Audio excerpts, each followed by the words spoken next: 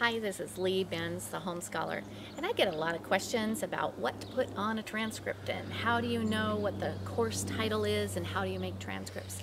I do have a lot of help on my website. If you go to thehomescholar.com and you click on freebies, I have a free class on grades, credits, and transcripts. And I think that will really help everybody to understand. But there's one little aspect that people ask specific questions about, and that is how to name their classes. And so let me give you a couple tips on naming classes. One of the easiest ways to do it is to look at your curriculum.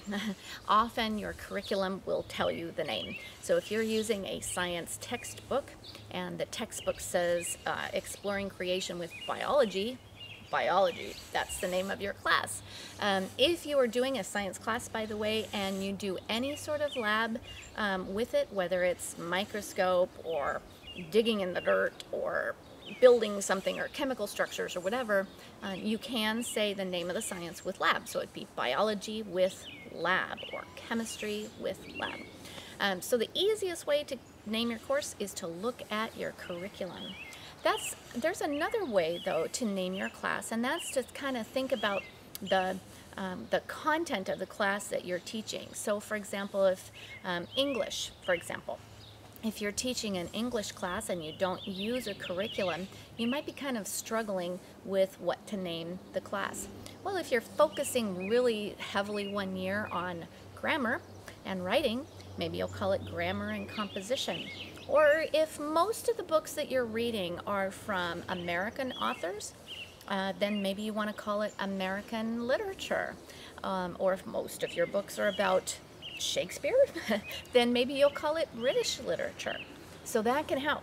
Now there's sometimes when you're trying to name a class that's very, very unusual and you have never really seen a curriculum about it, but it's something that your child loves.